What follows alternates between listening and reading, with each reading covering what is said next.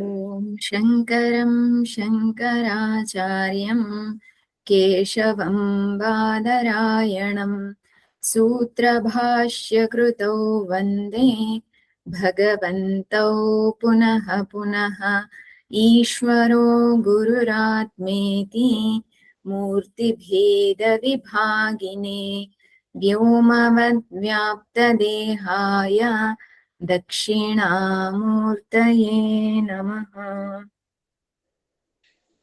శ్రీమద్భగవద్గీత ప్రథమ అధ్యాయం.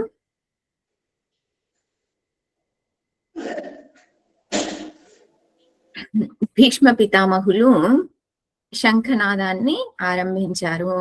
భీష్మ పితామహులు ప్రారంభించిన వెంటనే మిగతా వాళ్ళందరూ కూడా శంఖనాదాన్ని ప్రారంభించారు.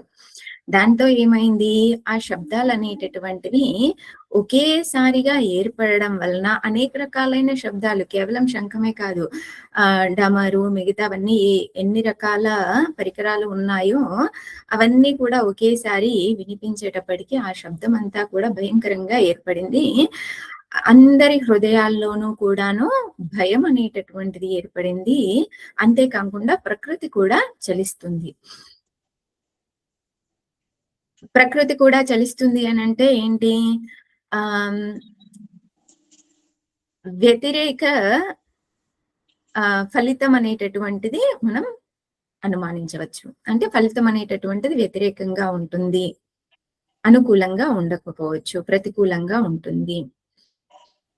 ఈ రకంగా పాండవుల వైపు యుద్ధం ప్రారంభించడానికి మేము సిద్ధంగా ఉన్నాము అనేటటువంటి సూచన ఇవ్వడం జరిగింది.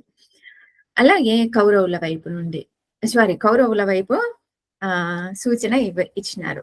పాండవుల వైపు ఇప్పుడు సూచన ఇస్తూ ఉన్నారు. 13వ శ్లోకం చూడండి. తదశంఖాశ్చ 13 కాదు 14 తదశ్వేతైర్హయైర్యుక్తే మహతి స్యందనే స్థితౌ మాధవః పాండవశ్చైవ దివ్యౌ శంఖౌ ప్రదధ్మతుః.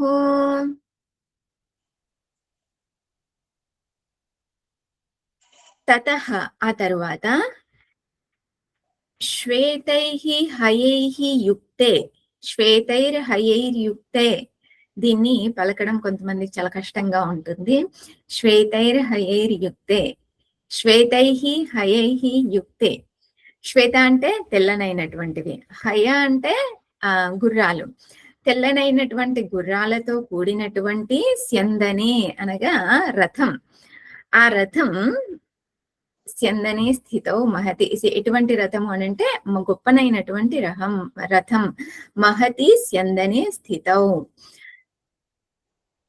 తెల్లని అశ్వాలు కలిగినటువంటి రథం, గొప్ప రథంలో ఉన్నటువంటి, స్థితౌ అంటే ఉన్నటువంటి అని. మాధవః పాండవః చ ఏవ, మాధవుడు అలాగే పాండవుడు. పాండవుడు ఎవరిక్కడ?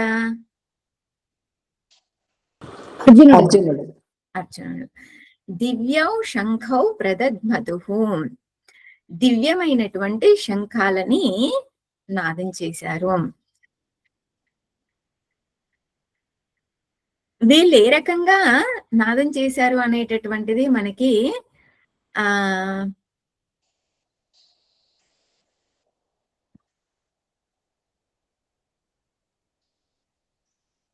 తరువాత శ్లోకంలో తెలియజేస్తారు. ఒకరి తర్వాత ఒకరు నాదం చేస్తారు, ఒకేసారి కాదు. మాధవుడు మొదట నాదం ప్రారంభించాడు, తర్వాత పాండవుడు. చూడండి, ముందు శ్లోకాల్లో ఏమని చెప్పారు? భీమాభిరక్షితం, పాండవుల సైన్యాన్ని రక్షిస్తున్నది ఎవరు? భీముడు. ఎవరు? ద్రోణుడా? పాండవులు. భీముడు రక్షిస్తూ ఉన్నాడు. కౌరవుల వైపు ఎవరు రక్షిస్తున్నారు? భీష్మ పితామహులు. భీష్మ పితామహులు రక్షిస్తున్నారు కాబట్టి మొదట ఎవరు నాదాన్ని ప్రారంభించారు? భీష్ముడు. ఇక్కడ ఎవరు నాదాన్ని మొదట ప్రారంభించినారు? పాండవుల వైపు కృష్ణుడు ప్రారంభించినాడు. చూడండి, భీముడే అయినప్పటికీ కూడాను అక్కడ స్థూలంగా రక్షణ వేరు, సూక్ష్మ రూపంలో రక్షణ వేరు. అలాగా పాండవులను రక్షించేది ఎవరు అని అంటే మాధవుడు. కాబట్టి మాధవుడే శంఖాన్ని ప్రారంభించినాడు.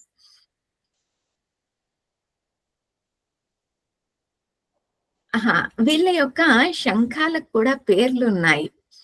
దుర్యోధనుడు అనుకుంటాడు, చూడు మన శంఖాలకి పేర్లు కూడా లేవు. పాండవుల వైపు ఉన్నటువంటి శంఖాలకు కూడా చాలా గొప్ప గొప్ప పేర్లు ఉన్నాయి. వాళ్ళకి అంటే వాళ్ళు గొప్పవాళ్ళు అని అంటే వాళ్ళ శంఖాలకు కూడా గొప్ప గొప్ప పేర్లు ఉన్నాయి అని చెప్పేసి వాళ్ళ శంఖాల పేర్లు కూడా చెప్తూ ఉన్నాడు. నెక్స్ట్ శ్లోకం చూడండి. పాంచజన్యం హృషీకేశః దేవదత్తం ధనంజయః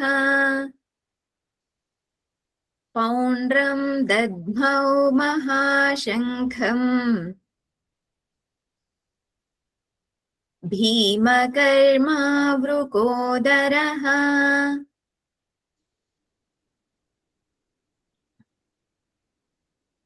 పాంచజన్యం, పాంచజన్యం అనగా పంచజనాత్ ఉత్పన్నం పాంచజన్యం. పంచజనుల నుండి ఉత్పన్నమైనటువంటిదే పాంచజన్యం. ఎటువంటి సందర్భంలో ఈ శంఖం భగవంతుడికి లభించింది అని అంటే, భగవంతుడు ఎక్కడ బ్రహ్మ విద్యాన్ని నేర్చుకుంటాడు తెలుసా ఎవరికైనా?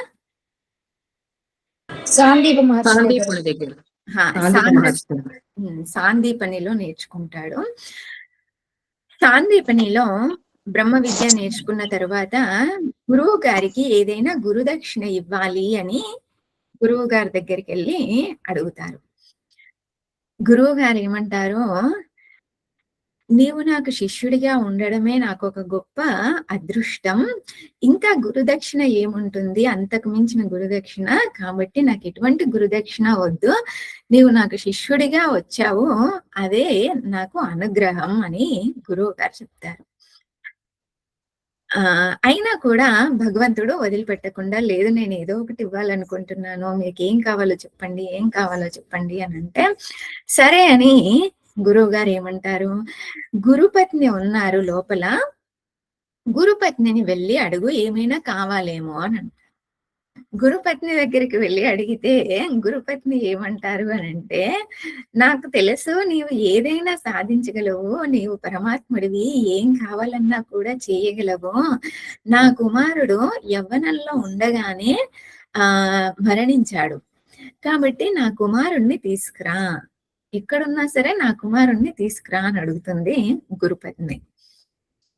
భగవంతుడు ఏం చేస్తాడు, వెళ్తాడు. భాగవతంలో ఉంటుంది ఈ స్టోరీ. భగవంతుడు యమాచార్యుడి దగ్గరికి వెళ్తాడు. ఇక్కడ ఈ బాలుడు అని అంటే వివరాలన్నిటినీ కూడా ఇస్తారు. వివరాలన్నిటినీ తెలుసుకొని భగవంతుడు ఆ బాలుడు ఎక్కడున్నాడో వెళ్తాడు. ఆ సందర్భంలో ఈ శంఖం అనేటటువంటిది భగవంతుడికి లభిస్తుంది. అదే పాంచజన్యం. పాంచజన్యం హృషికేశ. హృషికేశ అనగా పరమాత్ముడు. దద్మౌ, దద్మౌ అంటే శ్లోకంలో ఉందా, లేదు కదా, ఓకే, పూరించారు అని పూర్వ శ్లోకంలో ఉంది. పూర్వ శ్లోకంలో అని అంటే 12వ శ్లోకంలో ఉంది. నేను టీకా చూస్తున్నాను, సంస్కృత టీకా, అందుకే ఆ పదాలు వస్తున్నాయి. పాంచజన్యం హృషికేశ దేవదత్తం ధనంజయ. దేవదత్తం అనగా దేవైహి దత్తం, దేవదత్తం దేవతల ద్వారా ఇవ్వబడినటువంటిది. అంటే అర్జునుడి యొక్క శంఖం ఏంటి అనంటే దేవతలు ప్రసాదించినటువంటిది, కాబట్టి దానికి దేవదత్తం అనేటటువంటి పేరు ఉంది శంఖానికి. భీమకర్మ వృకోదరః. మరి భీముడి యొక్క ఆహ్, శంఖం పేరు ఏంటి అనంటే వృకోదరం. పౌండ్రం. ఆ! పౌండ్రం. హ్మ్.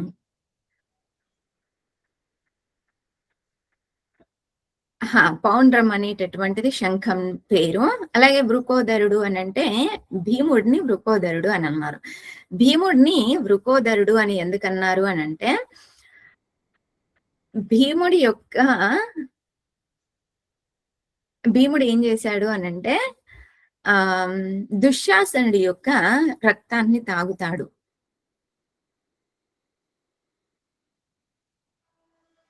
ఎవరి ఆహ్, వృకోదరము అనంటే ఎవరి పొట్ట అయితే ఎక్కువగా పెద్దగా ఉంటుందో వారిని వృకోదరుడు అని అన్నారు. ఇంకొక అర్థం ఏంటి అనంటే ఎవరైతే మృగాలకు ఉన్నటువంటి సామర్థ్యం ఉంటుందో వారిని వృకోదరుడు అని కూడా అన్నారు. ఈ రక్తాన్ని తాగేటటువంటి సామర్థ్యం ఎవరికి ఉంటుంది అనంటే మృగాలకు మాత్రమే ఉంటుంది. అటువంటిది భీముడు దుశ్శాసనుడి యొక్క రక్తాన్ని తాగుతాడు. అందుకే వృకోదరుడు అని అన్నారు. వృకము అనంటే గుడ్లగూబ. గుడ్లగూబ ఏంటి అనంటే మనుషుల యొక్క రక్తాన్ని తాగేస్తుంది. అందుకే భీముడిని వృకోదరుడు అని అన్నారు. భీమః పౌండ్రం. పౌండ్రం అనేటటువంటిది భీముడి యొక్క శంఖం పేరు.